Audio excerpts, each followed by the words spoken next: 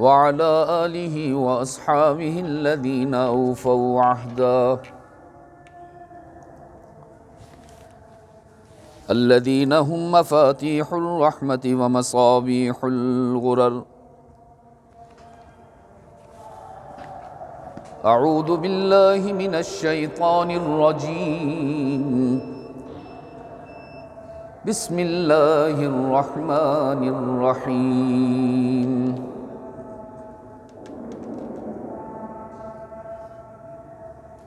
والنجم إذا هوى ما ضل صاحبكم وما غوى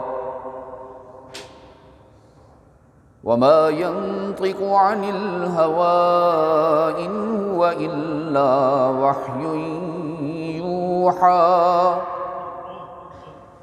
علمه شديد القوى ذو مرة فاستوى وهو بالأفق الأعلى ثم دنا فتدلى فكان قاب قوسين أو أدنى. صدق الله مولانا العظيم. وقال رسول الله صلى الله عليه وسلم: من أحب لقاء الله أحب الله لقاءه ومن كره لقاء الله كره الله لقاءه. وصدق رسوله النبي الأمي الكريم ونحن على ذلك لمن الشاهدين والشاكرين والحمد لله رب العالمين.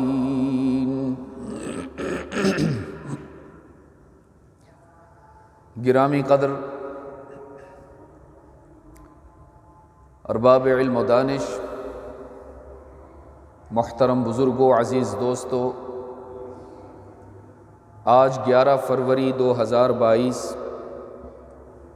ہم یہاں جامع مسجد وندر بلوچستان میں جمعہ کی مختصر سی نشست میں دعوت اور تبلیغ کی نسبت سے جمع ہو کر رب کی رضا کے حصول کے متلاشی ہیں. اللہ ہمارا اپنے گھر میں آنا قبول فرما لے. جمعہ کی نشست چونکہ مختصر ہوتی ہے، اس میں تفصیل سے کوئی بات کرنا جوئے شیر لانے کے مترادف ہوتا ہے.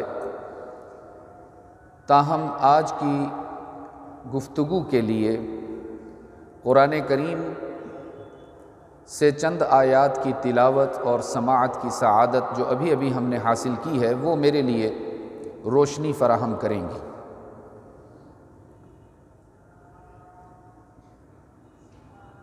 چونکہ ماہ رجب المرجب ہے، اسلامی تاریخ میں یہ مہینہ بہت سی اہمیتوں کا حامل ہے. یہی وہ مبارک مہینہ ہے جس میں حق تعالی نے اپنے محبوب سرکار دو عالم صلی اللہ علیہ وسلم کو فرش سے عرش تک کا سفر کروایا، جس کو ہم اور آپ معراج کے نام سے یاد کرتے ہیں. معراج کا لغوی معنی تو بلندی کا ہے، عروج سے ہے. لیکن اگر آپ مجھ سے کہیں کہ ایک جملے میں معراج کو بیان کرو تو میں آپ سے عرض کروں گا کہ معراج کہا گیا وفاؤں کے صلے کو. اللہ کی طرف سے آنے والی آزمائشوں میں، اللہ کی طرف سے آنے والے امتحانات میں سرکار دو عالم صلی اللہ علیہ وسلم نے اتنے اچھے نمبر حاصل کیے اس امتحان میں اتنی امتیازی پوزیشن حاصل کی کہ پھر اللہ نے ان کو وہ عطا فرمایا جو 1.25 لاکھ نبیوں میں سے کسی کو نہ مل سکا۔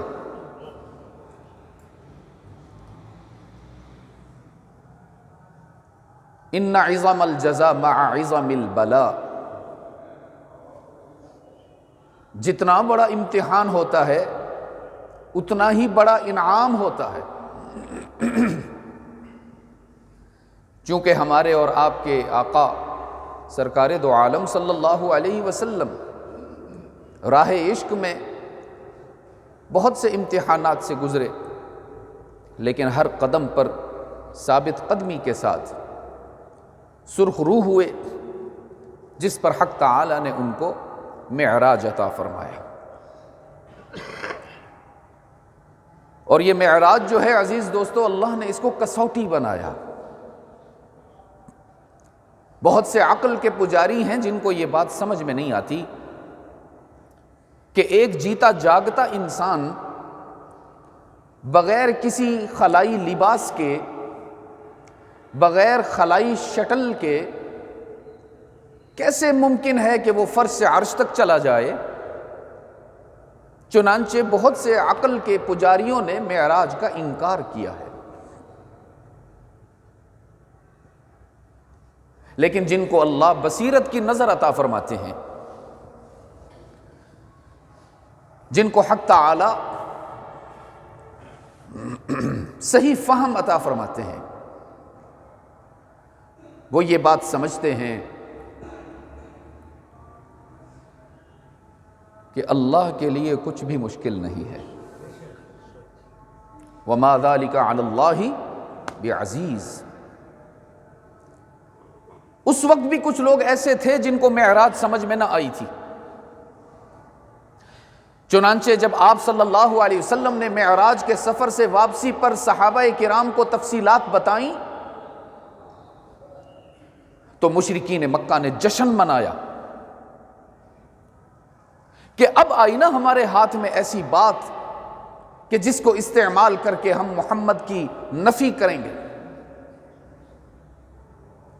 چنانچہ مشرکین کا سردار ابو جہل معترض ہو کر ابو بکر کے دروازے پر پہنچا، دروازہ بجایا، نوک کیا، اندر سے آواز آئی من بالباب، کون ہے دروازے پر؟ بتایا میں ہوں ابو جہل، ابو بکر تم سے ملنے آیا ہوں۔ صدیق اکبر رضی اللہ تعالی عنہ نے فرمایا کیسے آئے ہو نادان؟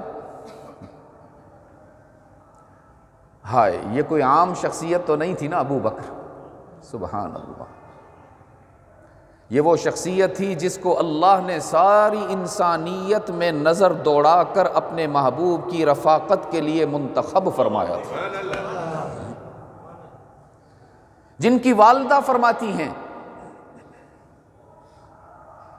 کہ ابھی ابو بکر کی پیدائش نہیں ہوئی تھی، مجھے آسمان سے کبھی کبھی آواز سنائی دیتی تھی۔ فرمایا یا امت اللہ بالتحقیق،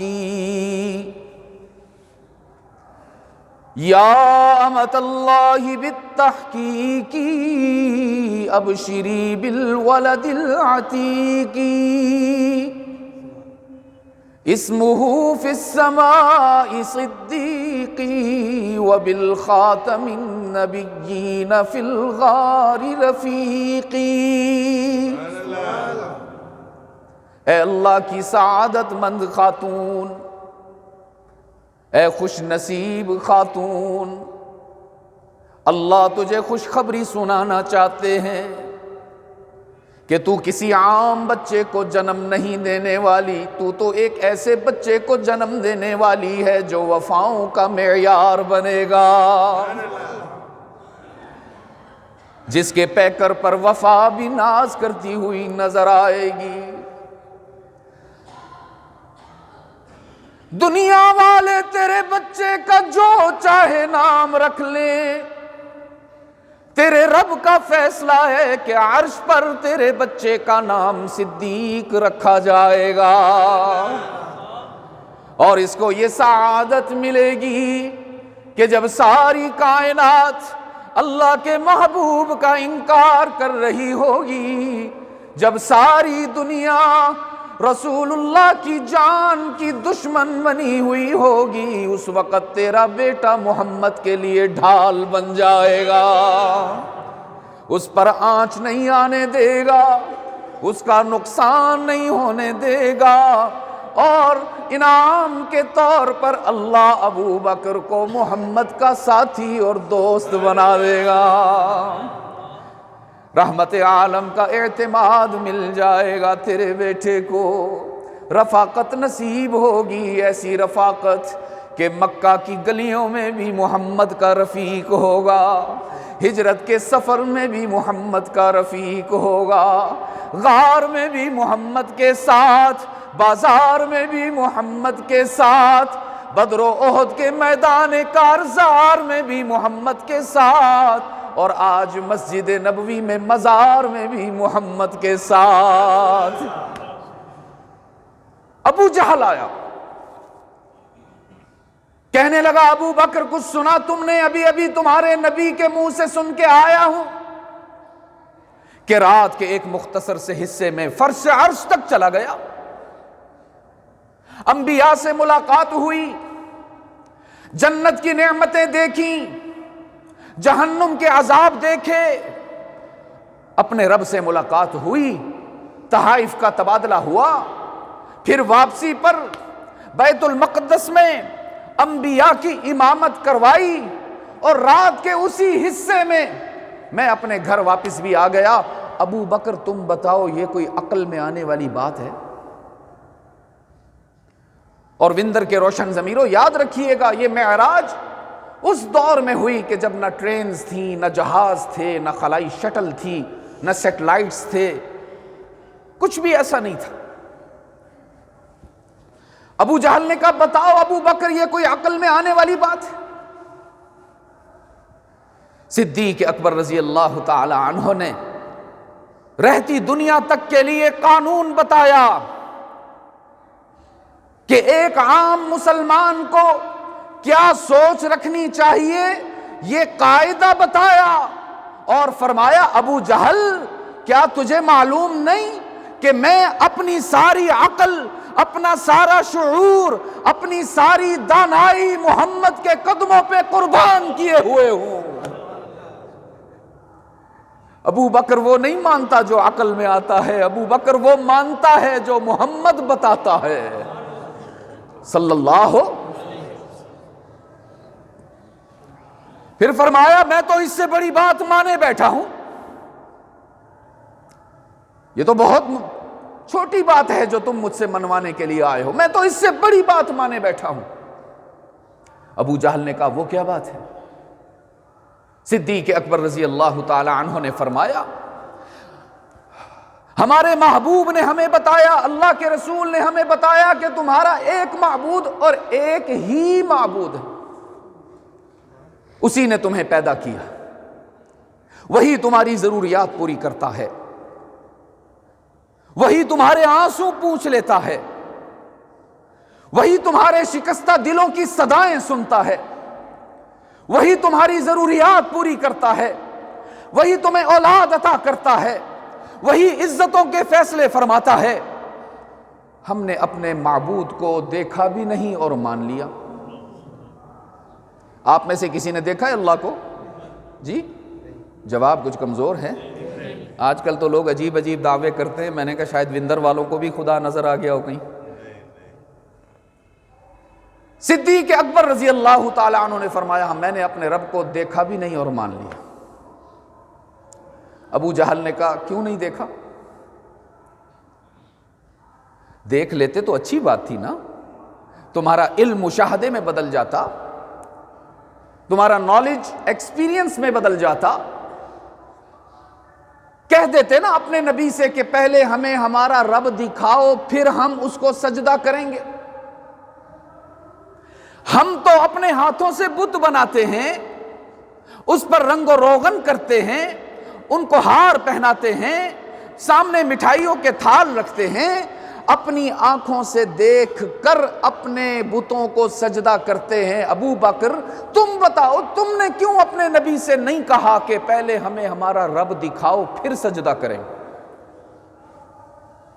کیا تمہیں یہ خطرہ تھا کہ شاید تمہارا نبی تمہاری ڈیمانڈ پوری نہیں کر سکے گا؟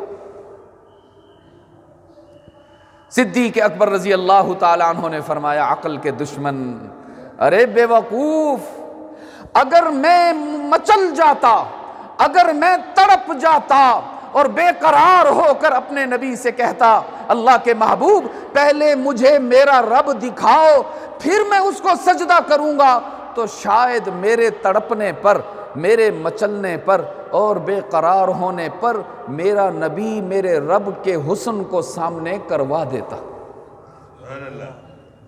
تو ابو جہل نے کہا یہ تو اچھی بات ہوتی نا، اپنے رب کو دیکھ لیتے تو یقین آ جاتا۔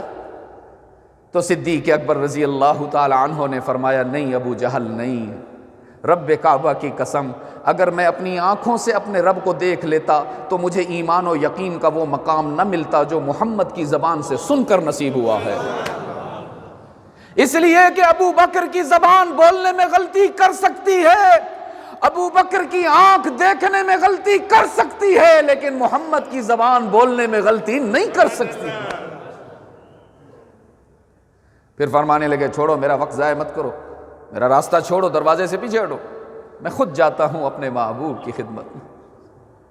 تیز قدموں سے چلتے ہوئے رحمت عالم صلی اللہ علیہ وسلم کی خدمت میں حاضر ہوئے۔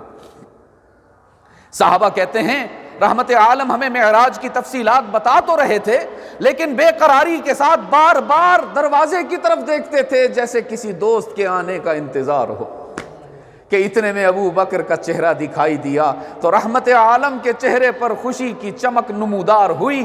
فرمانے لگے، صحابہ رستہ چھوڑ دو، میرے ابو بکر کو میرے قریب آنے دو۔ ساتھ بٹھایا، اتنا قریب کیا کہ ابو بکر کے گھٹنے رحمت عالم کے گھٹنوں کے ساتھ مل گئے۔ پھر رحمت عالم صلی اللہ علیہ وسلم نے معراج کی تفصیلات بیان فرمانا شروع کی کہ ام ہانی کے گھر سے بیت اللہ گیا، وہاں میرا سینہ شق ہوا، میرے قلب کو نکالا گیا، زمزم سے دھویا گیا، اور وندر کے مسلمانوں مجھے کہنے دیجئے، لوگ کہتے ہیں کہ زمزم سے محمد کے دل کو پاک کیا گیا، میرا ایمان ہے زمزم سے محمد کے دل کو پاک نہیں کیا گیا، محمد کے دل سے زمزم کو پاک کیا گیا۔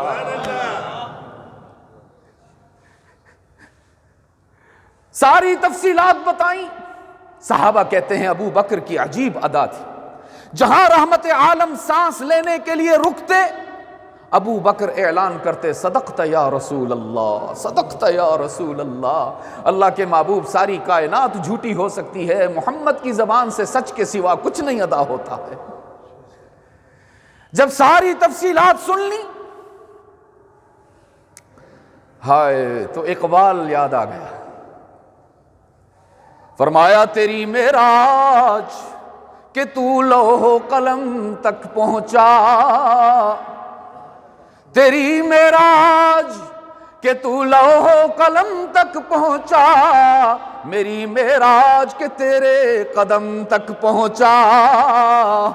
صدیق اکبر نے عرض کیا، اللہ کے محبوب آپ کی معراج تو یہ ہے کہ اللہ سے ملاقات ہو گئی، آپ کی معراج تو یہ ہے کہ انبیاء کی زیارت ہو گئی، آپ کی معراج تو یہ ہے کہ جنت کی نعمتیں دیکھ لیں، آپ کی معراج تو یہ ہے کہ بیت المقدس میں انبیاء کی امامت ہو گئی، آپ کی معراج تو یہ ہے کہ تمام انبیاء کی امامت مل گئی، اور ابو بکر کی معراج یہ ہے کہ محمد کے قدموں میں جگہ مل گئی۔ میری معراج کے تیرے قدم تک پہنچو۔ میرے عزیز دوستو، یاد رکھیے گا، معراج اصطلاحی رحمت عالم صلی اللہ علیہ وسلم کے ساتھ خاص ہے، لیکن معراج لغوی وہ اللہ نے اپنے نبی کے امتیوں کے لیے بھی رکھی ہوئی ہے۔ وہ معراج جو رحمت عالم صلی اللہ علیہ وسلم کے ساتھ خاص ہے وہ تو انہی پر ختم۔ لیکن اگر آپ بھی معراج چاہتے ہیں، اگر آپ بھی بلندی چاہتے ہیں، اگر آپ بھی عروج چاہتے ہیں تو وہ آج بھی موجود ہے اگر آپ لینا چاہیں تو۔ رحمت عالم صلی اللہ علیہ وسلم کے اپنی امت پر بہت سے احسانات ہیں، یہ بھی ایک احسان ہے کہ میری امت کل کو یہ نہ سوچے کہ ہمارے نبی اکیلے اکیلے معراج کر کے آ گئے۔ آپ کے لیے بھی بلندی کا راستہ رکھا ہے، اس کو پیچھے آپ کے لیے بھی رحمت عالم صلی اللہ علیہ وسلم نے معراج کا طریقہ بتایا ہے، بشرطے کہ ہم اپنا لیں۔ اور وہ کیا طریقہ ہے؟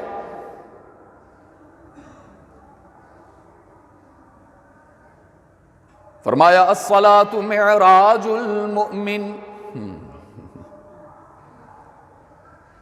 محمد مصطفیٰ صلی اللہ علیہ وسلم کی معراج تو یہ ہے کہ فرش عرش تک چلے گئے، اللہ سے ملاقات ہو گئی۔ اور ان کے امتی کی معراج یہ ہے کہ وہ جب تکبیر تحریمہ کہتا ہے، سجدے میں سر رکھتا ہے تو اس کو بلندی مل جاتی ہے۔ ایک اور مقام پہ فرمایا ان الساجد یسجد بین قدمی الرحمن۔ بیٹھ جائیں نا بھائی، اب نہیں اٹھنا کسی نے، ایسے نہیں کریں۔ ان الساجد یسجد بین قدمی الرحمن۔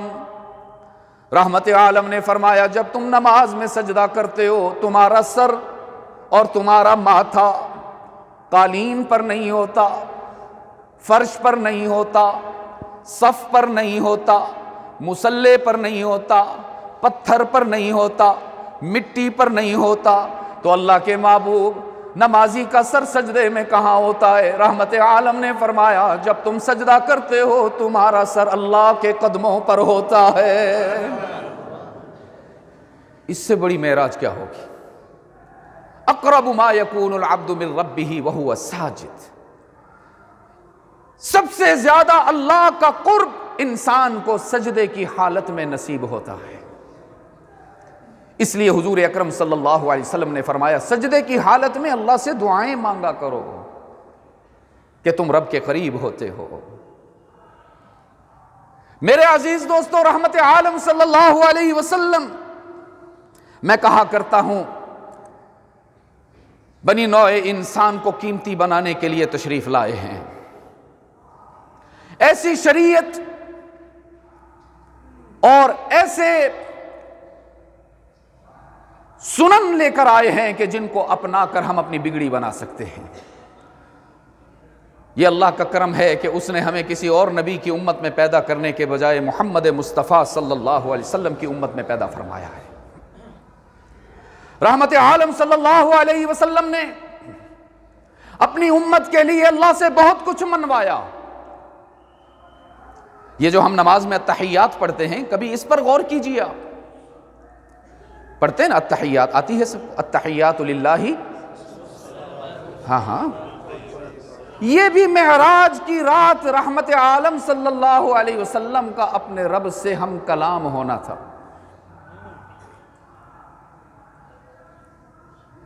جس میں عرض کیا الہ العالمین، جب مجھے پتا چلا کہ میں آپ کے پاس حاضر ہونا چاہتا ہوں تو جیسے دوست کے لیے گفٹ لاتا ہے، تحفہ لے کر آتا ہے، تو میں نے سوچا میں بھی اللہ کو گفٹ دوں۔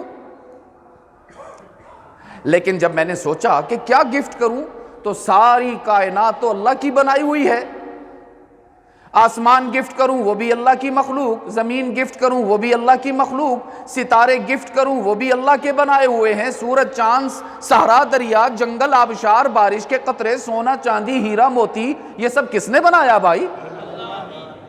تو رحمت عالم صلی اللہ علیہ وسلم نے سوچا کہ یہ سب کچھ تو اللہ کے پاس بے تحاشا موجود ہے، وہ تو خود تقسیم کرتا،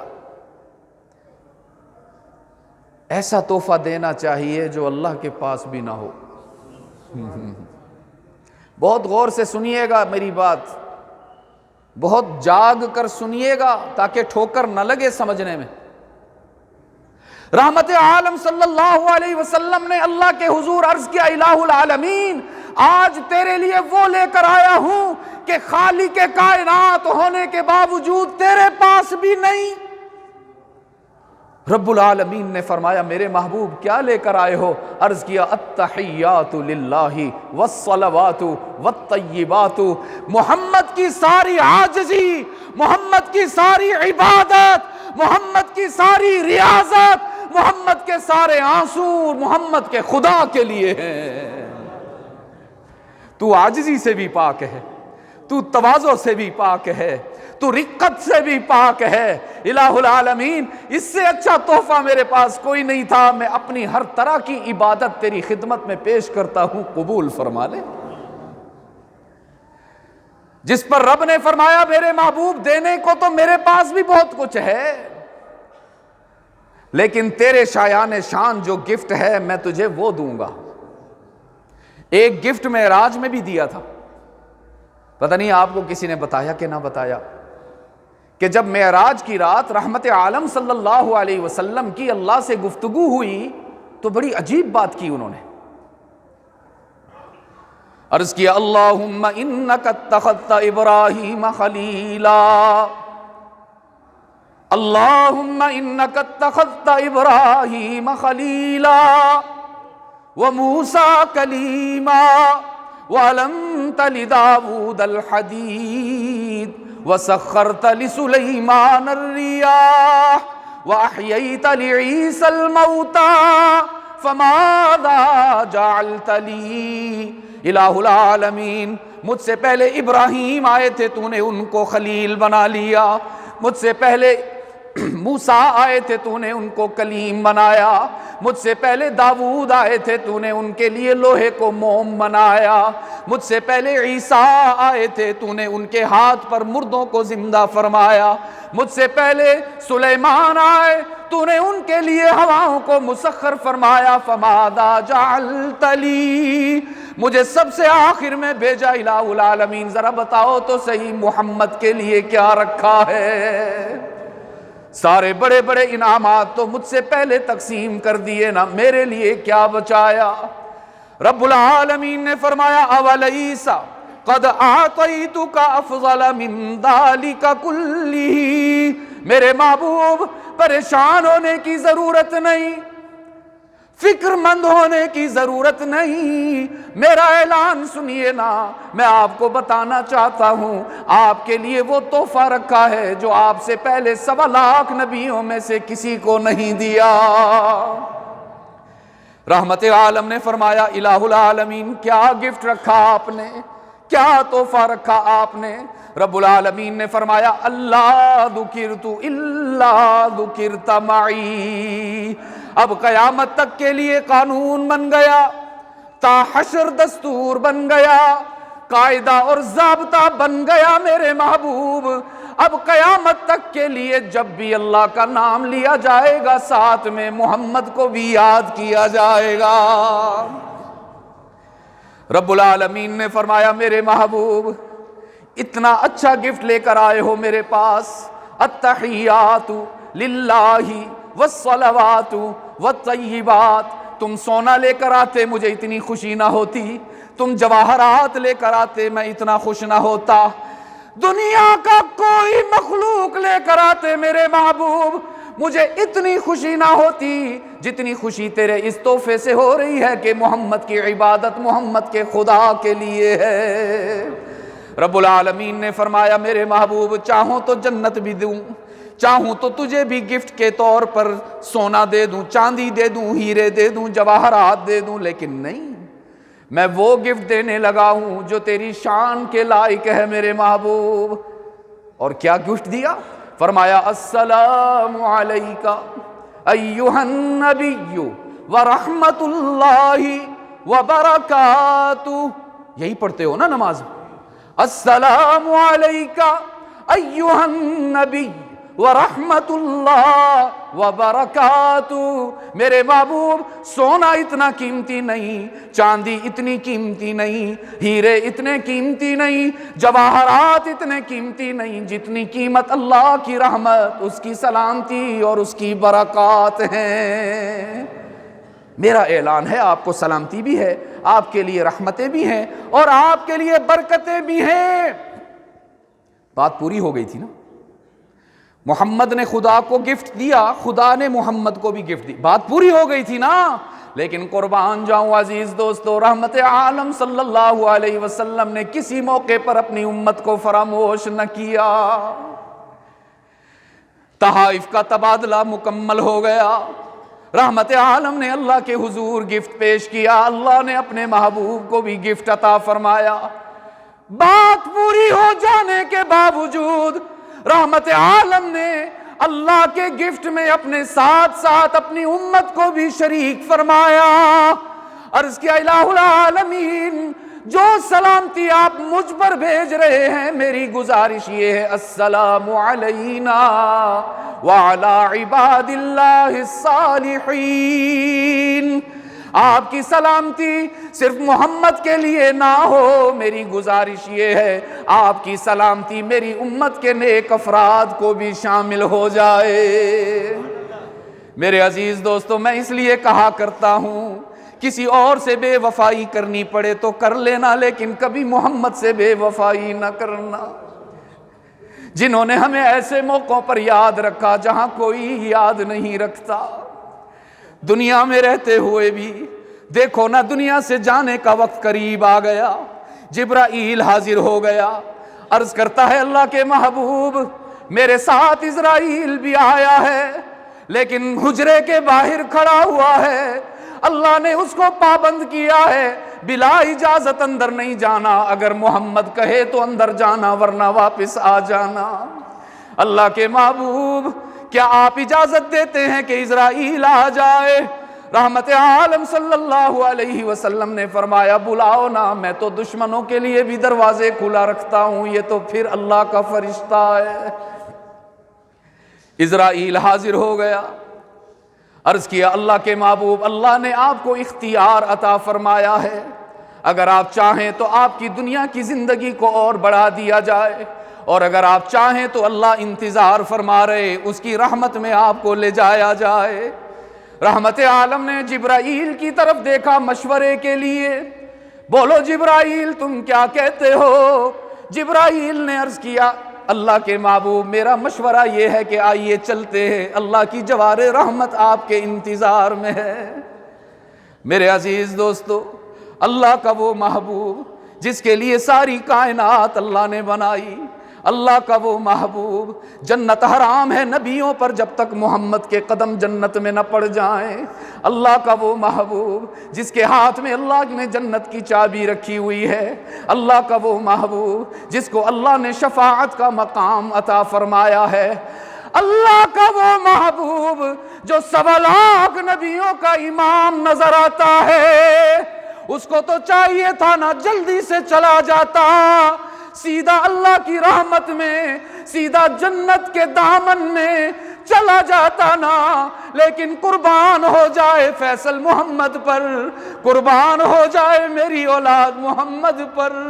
رحمت عالم نے فرمایا جبرائیل اس وقت تک دنیا نہیں چھوڑوں گا جب تک تو اللہ سے پوچھ کر نہیں آئے گا کہ میرے بعد میری امت پر کہیں عذاب نہ آ جائے، میری بعد میری امت کا کیا ہوگا۔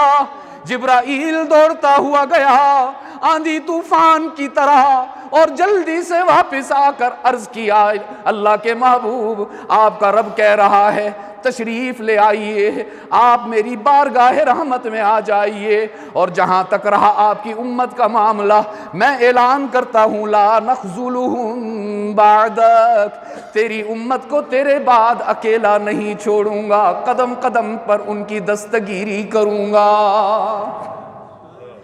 یہ جو آج ہم گناہوں کے باوجود بچے ہوئے ہیں مندر والوں، چوریاں کرتے ہیں ہمارا چہرہ نہیں بدلتا، جھوٹ بولتے ہیں ہمارے رنگ نہیں بدلتے، لوگوں کو دھوکہ دیتے ہیں ہمارے دل سیاہ نہیں ہو رہے، غلط دیکھ رہے ہیں، اندھے نہیں ہو رہے، جھوٹ بولتے ہیں، بہتان لگاتے ہیں، لوگوں پر الزام لگاتے ہیں، غیبت کرتے ہیں، گنگے نہیں ہو رہے۔ رب کعبہ کی قسم ہمارا کمال نہیں، محمد کے آنسوؤں کا کمال ہے۔ بے وفائی نہ کرنا، اپنے نبی سے بے وفائی نہ کرنا، چھوٹے چھوٹے دنیا کے مقاصد کے لیے، چند روپوں کے لیے اپنے نبی سے بے وفائی نہ کرنا۔ تم بھی اچھا نہیں سمجھتے نا بے وفا دوست کو، تم بھی اس کی شکایت کرتے ہو۔ کہیں دیکھنا کہیں ہم سے کوئی ایسی بے وفائی نہ ہو جائے کہ ہمارا نبی اللہ کے سامنے ہماری شکایت نہ کر دے کہ میں تو ان کے لیے جان قربان کر بیٹھا، میں نے ان کے لیے حسین کو قربان ہونے دیا، میں نے ان کے لیے بلال کو تڑپنے دیا، میں نے ان کے لیے خباب کو تڑپنے دیا، میں نے ان کی وجہ سے اپنے چچا حمزہ کی لاش کے 11 ٹکڑے ہونے دیے۔ میری امت تک پیغام پہنچ جائے، ان کی جہنم جنت سے بدل جائے، اس کے لیے میری سمیہ بھی تو ٹکڑے ہو گئی، مجھے بھی 6 میل تک پتھروں اور سنگباری کا نشانہ بننا پڑا۔ لیکن جب ان کی باری آئی وفا کرنے کی تو یہ کہتے ہیں ہم جھوٹ کیوں نہ بولیں، ہمارے کام نہیں ہوتے نا۔ جب ان کی باری آئی وفا کرنے کی تو انہوں نے بے وفائی کر دی۔ میرے عزیز دوستو دیکھو، میں ہاتھ جوڑ کے کہتا ہوں، اپنے نبی سے بے وفائی نہ کرنا، اس سے بڑا خسارے کا سودا کوئی نہیں، اس سے بڑا نقصان کا سودا کوئی نہیں۔ دنیا چھوٹتی ہے تو چھوٹ جائے، رشتے روٹتے ہیں تو روٹھ جائیں، ساری کائنات ہم سے چھوٹتی ہے تو چھوٹ جائے، سب کو چھوڑ دینا۔ والدین ناراض ہوتے ہیں، اولاد دور ہوتی ہے، بھائی بہن چھوٹ جاتے ہیں، سب قربانیاں دے دینا، لیکن خدا کے لیے اپنے محمد سے کبھی بے وفائی نہ کرنا، اس لیے کہ اس نے بھی کبھی تم سے بے وفائی نہ کی، اس نے بھی تمہیں دنیا میں کبھی اکیلا نہ چھوڑا، معراج کی رات بھی تم پر سلامتیاں نازل کروائیں نا، دنیا سے جاتے ہوئے بھی تمہارے لیے اللہ سے باتیں منوائیں۔ یہ دنیا کا معاملہ ہے، اور آؤ اب میں تمہیں قیامت کی طرف لے جاؤں۔ جب حشر کا میدان ہوگا، نہ والد کام آئے گا، نہ والدہ کام آئے گی، نہ اولاد کام آئے گی، اور یہ کوئی فیصل کا فلسفہ نہیں، قرآن کہہ رہا ہے۔ رب العالمین نے فرمایا یوم یفر المرء من اخیہ وامہ وابیہ وصاحبتہ وبنیہ، جن بھائیوں پر تم آج فخر کرتے ہو، جس برادری پر تم اتراتے پھرتے ہو، جن ووٹرز پر تم ناز کرتے ہو، رب العالمین نے فرمایا قیامت کے دن کوئی بھی تمہارے کام نہیں آئے گا، تمہیں کوئی ایک نیکی بھی دینے کا روادار نہ ہوگا۔ اگر تمہارے لیے کوئی سخت فیصلہ ہو گیا، کوئی تمہیں بچانے نہیں آئے گا، نہ اولاد تمہیں پہچانے گی، نہ والدین تمہیں پہچانیں گے۔ رب کعبہ کی قسم، کوئی رشتہ کام نہیں آئے گا۔ اس روز اگر کام آئے گا تو وہ محمد مصطفیٰ کام آئے گا صلی اللہ۔ فرمایا وہ سجدے میں چلے جائیں گے، طویل سجدہ ہوگا، آنسوؤں کی برسات ہوگی، جسم لرزہ بر اندام ہوگا۔ حق تعالیٰ فرمائیں گے میرے محبوب کیا بات ہے، آنسو کیوں بہا رہے ہو، آنسو کیوں بہا رہے ہو، تم تو یتیم بچے تھے، تمہیں نبوت عطا فرمائی، اور صرف نبوت نہیں دی، تمہیں انبیاء کا امام بنایا، روتے کیوں ہو، اٹھو نہ، جنت کی چابی تمہارے ہاتھ میں دے رہا ہوں، چلے جاؤ جنت میں، تمہاری اولاد کو جنت کی سرداری عطا فرمائی ہے میرے محبوب، تمہاری آنکھوں میں آنسو کیوں ہیں؟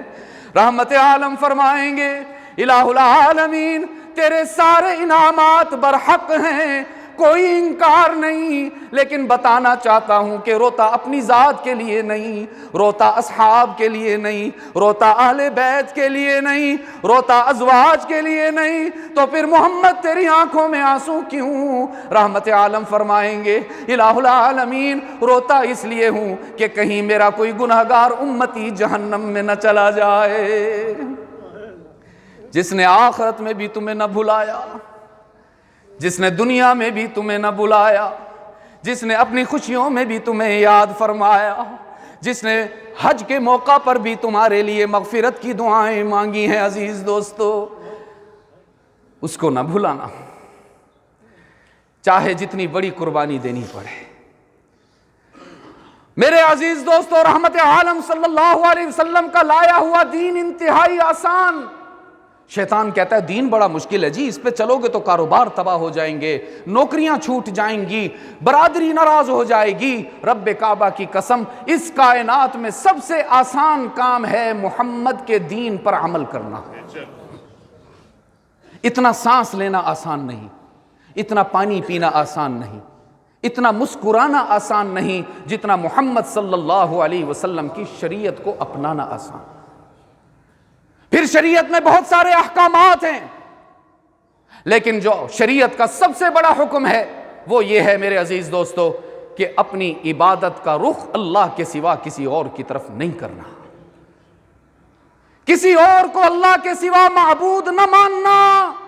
ان قتلت او حرقت او صلبت لا تشرک باللہ۔ رحمت عالم صلی اللہ علیہ وسلم نے فرمایا تھا، چاہے کوئی تمہیں گولیوں سے اڑا دے، چاہے تمہیں کوئی ریزہ ریزہ کر دے، چاہے تمہیں کوئی آگ لگا کر جلا دے، چاہے تمہیں کوئی پھانسی پر لٹکا دے، ہر قربانی گوارا کر لینا، لیکن اللہ کے حق کے عبادت میں کسی کو شریک نہ کرنا۔ تو آپ بتائیے پھر عبادت کس کے لیے ہوگی؟ نہ کرو۔ یہ جواب بہت کمزور ہے بھائی، جواب مجھے مضبوط چاہیے، درست بھی چاہیے اور تندرست بھی چاہیے۔ صرف اللہ نہیں کہنا، اللہ ہی کہنا ہے۔ اور وہ جو دروازے کے پاس ساتھی بیٹھے ہیں مسجد کے آخر میں، ان کی ہی کی آواز یہاں آئے تو پھر بات بنے۔ اور آپ تو ماشاءاللہ امید ہے کہ چلو عرش تک نہیں آواز جاتی تو وندر کی مسجد کی چھت تک تو آپ پہنچا دیں گے نا۔ ہماری جبین کی نیاز مندیوں کے لیے سچا مسجود کون ہے؟ میرے عزیز دوستو، کوئی کنفیوژن کا شکار نہ ہونا، دائیں بائیں نہیں دیکھنا کہ کوئی کہہ رہا ہے تو میں کہوں، اگر کوئی اور نہیں کہہ رہا تو میں نہ کہوں۔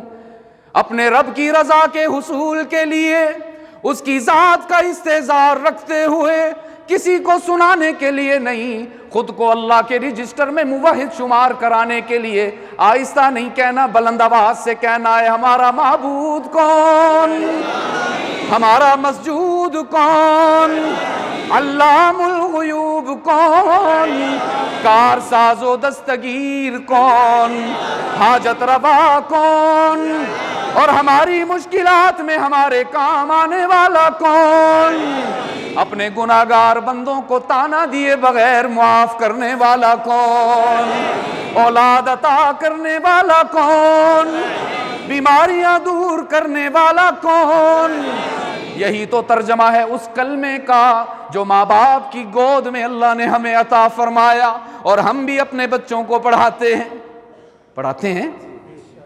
ہیں تو ہم تو تب پڑھائیں گے جب ہمیں خود آتا ہوگا۔ آتا ہے کلمہ ہے جی؟ یہ پہلی 1-2 صفوں سے ہی آوازیں آ رہی ہیں ساری۔ وہ میں نے رات سومیانی میں بھی سنایا، وہ ایک چودھری صاحب گئے جمعہ پڑھنے نماز کے لیے مسجد میں، تو مولوی صاحب تقریر کر رہے تھے۔ مولوی صاحب نے کہا، اگر تم ایک شخص کو کلمہ پڑھا دو تمہاری جنت پکی۔ چودھری صاحب بڑے خوش ہوئے، کہنے لگے بڑی آسان جنت ہے، نہ نماز دی ضرورت ہے، نہ روزے دی ضرورت، نہ زکوٰۃ دی ضرورت، کلمہ پڑھاؤ تو جنت جاؤ۔ یہ کون سا مشکل کام ہے کلمہ پڑھانا؟ گھر گیا، بندوق اٹھائی، پہنچ گیا بازار، وہاں تھی ایک ہندو کی دکان، جا کر کہنے لگا، اے ہندو کے بچے کلمہ پڑھ۔ انہوں نے کہا چودھری صاحب خیر تے ہے، آپ مسلمان ہو، کلمہ آپ کی چیز ہے، میں ہندو ہوں، میں تو کلمہ نہیں پڑھ۔ اچھا نہیں پڑھے گا؟ پکڑا اس کو گریبان سے، گرایا اس کو زمین پر، رکھا اس کے سینے پر پاؤں، اور رائفل کی نالی رکھی اس کے سر پر، پڑھ کلمہ ورنہ ابھی گولی چلاؤں گا۔ کہنے لگا چودھری صاحب پڑھا دو کلمہ، گولی نہ چلاؤ، کلمہ پڑھا دو، مجھے تو نہیں آتا، آپ پڑھاؤ نا۔ چودھری کہندا تو آپ پڑھنا، کہتا مجھے تو آتا ہی نہیں، آپ پڑھاؤ۔ تو چودھری صاحب کہتے ہیں ظالم، کلمہ تو مجھے بھی نہیں آتا۔ تو آپ کو آتا ہے نا کلمہ؟ ابھی پتہ چلے گا، ذرا پڑھو نا میرے ساتھ، لا الہ الا اللہ، لا الہ، ذرا سیکھ کے جاؤ عزیز دوستو، ذرا سیکھ کے جاؤ، بے شرم نہ بنو، شرم نہ کرو، بے شرم بن جاؤ، حیا نہ کرو، کلمے کو پڑھنے میں کسی قسم کی شرم نہیں، کلمے کو پڑھنے میں کسی قسم کی پریشانی نہیں، اتنا اچھا پڑھ کے جاؤ کہ جاتے ہی اپنے بچوں سے بھی پڑھواؤ، اپنے گھر والوں سے بھی پڑھواؤ، اپنے اہل خانہ سے بھی پڑھواؤ، لا الہ الا اللہ، لا الہ۔ ابھی بھی تھوڑی سی کسر ہے، ابھی بھی تھوڑی سی کسر ہے، اور میں چاہتا ہوں اتنا اونچا پڑھ لیجئے کہ دل سے غیر اللہ کا یقین نکل جائے، لا الہ الا اللہ، لا الہ الا اللہ۔ اور ترجمہ بھی کروا دوں ہیں جی، یا ٹائم اوپر ہو گیا؟ ترجمہ کروا دے جلدی سے، یاد رکھو گے نا؟ تیرے سوا معبود حقیقی کوئی نہیں، کوئی نہیں، یہی ایمان ہے نا؟ اللہ کے سوا کوئی معبود ہے نہیں؟ اونچا کہو، اللہ کے سوا کوئی عبادت کے لائق ہے؟ اللہ کے سوا کوئی سجدے کے لائق ہے؟ اللہ کے سوا کسی اور سے مدد مانگنی چاہیے؟ اللہ کے سوا کسی اور سے اولاد مانگنی چاہیے؟ اللہ کے سوا کسی اور کے آگے جھولی پھیلانی چاہیے؟ تو پھر یہ جو کوئی نہیں، کوئی نہیں ہے، آپ نے میرے ساتھ کہنا ہے، کہیں گے نا؟ اللہ تک آواز پہنچائیں گے نا؟ تیرے سوا معبود حقیقی کوئی نہیں، کوئی نہیں، اور تیرے سوا مسجود حقیقی کوئی نہیں، کوئی نہیں، تیرے سوا مطلوب حقیقی کوئی نہیں، کوئی نہیں، اور تیرے سوا مشہود حقیقی کوئی نہیں۔ اب تو رہے بس تا دم آخر ورد زباں میرے الہ، لا الہ الا اللہ، لا الہ۔ یہ ہے رحمت عالم کی لائی ہوئی شریعت کا سب سے بڑا حکم کہ اللہ کے سوا عبادت کسی کی نہیں۔ یہاں سے ابتدا ہوتی ہے شریعت کی، اور پھر آگے بڑھتے چاہیے، آگے بڑھتے چلے جائیے، اپنی نبی سے محبت کے اظہار کا ثبوت دیجئے، اپنے نبی سے محبت کے اظہار کا ثبوت دیجئے، اور ثبوت وہ کامیاب ہوگا جو اللہ کی نظر میں ثبوت ہو۔ اور ثبوت کس طرح ہوگا؟ وہ نہ کرو جو دل کہتا ہے، وہ نہ کرو جو دماغ کہتا ہے، وہ نہ کرو جو برادری کہتی ہے، وہ نہ کرو جو رواج کہتا ہے، وہ کرو جو محمد الرسول اللہ کہتا ہے۔ سب اس کی نیت کرتے ہو بھائی؟ ذرا ہاتھ بلند کر کے۔ اللہ آپ سب کی حاضری قبول فرمائے، ہمارا جمع ہونا قبول فرمائے۔ سنتیں پڑھ لیجئے۔ سبحان اللہ۔